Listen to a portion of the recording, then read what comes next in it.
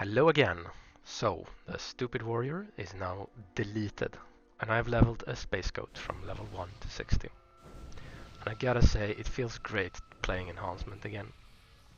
This time I will share some tips and tricks that can be especially useful while leveling up.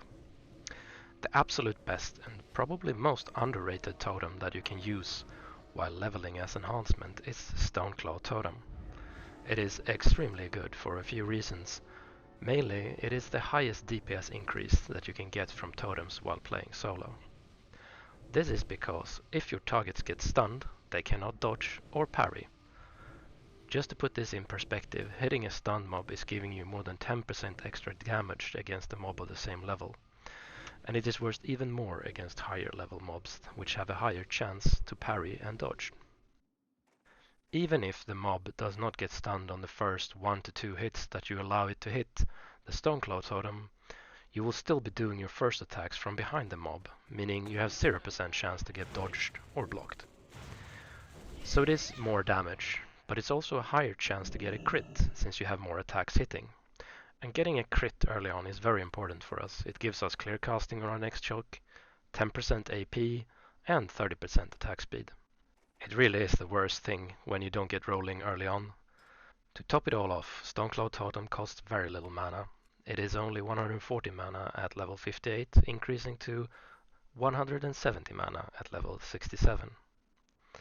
The last part I will mention for solo play is that you take less damage while the mob is doing its first hits on the Stoneclaw Totem, or ideally being stunned. This gives you less downtime as you need to spend less mana and time healing yourself.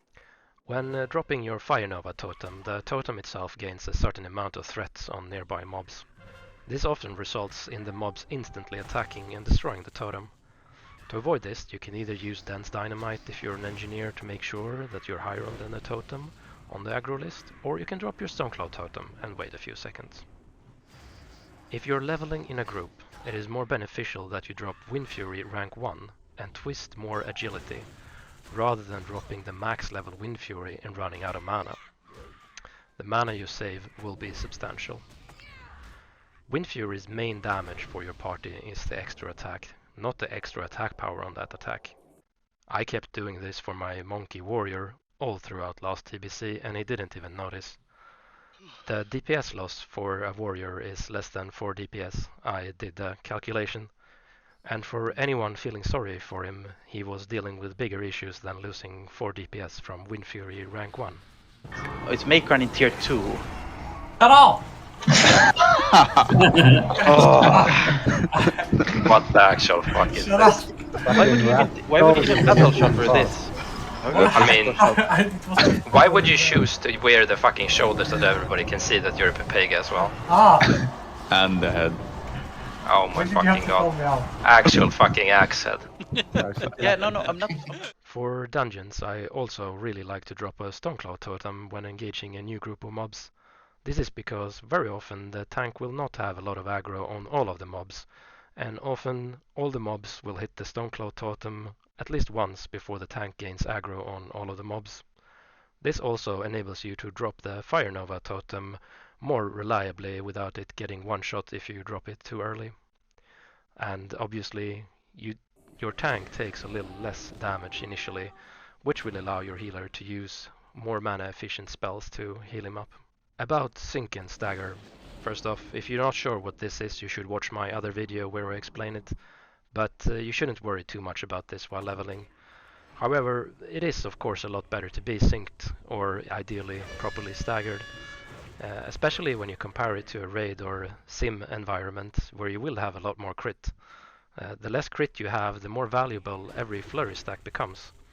I usually stagger it up against every mob because it's a good habit, it's fun to have something to do. It is also a good DPS gain, and it gets better the longer the fight goes on. If you're going purely solo, I would recommend going sub-resto, mainly for the totemic focus, which is very nice in the open world, and will save you a lot of mana if you fight multiple mobs around the camp. You will also get this directly at level 61, and can also pick up 3 points in Nature's Focus from the resto tree, but after that I think it's best to go back to Enhancement for weapon mastery, and toughness is nice as well. If you're planning to do a lot of group leveling, I would go for sub-LA. mainly for Call of Flames, as Fire Nova and Magma Totem can be a very large part of your damage against larger packs of mobs. About the gearing, I wouldn't worry too much about it. As long as you've picked up 2 rank 14 weapons and enchant them with Crusader, you're pretty much good until level 70. When you get something nice, you just equip it. The only thing that I will go out of my way to get is the trinket Blade Fist Breath, which is an amazing trinket while leveling, and you can get it pretty much as soon as you walk through the Dark Portal. However, it is a quest chain, and it's in the open world, and it's going to be crowded on release, but if you can get it done, it would last you a very long time. For PvP out in the open world, the most impactful thing that you can do is to carry free action potions and use them liberally.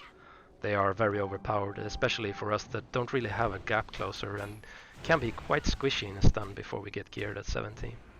I will also throw in a tip that if you are facing a priest or warlock that keep destroying your Tremor Totem, just drop a Stoneclaw Totem and watch them get stunned when they hit it.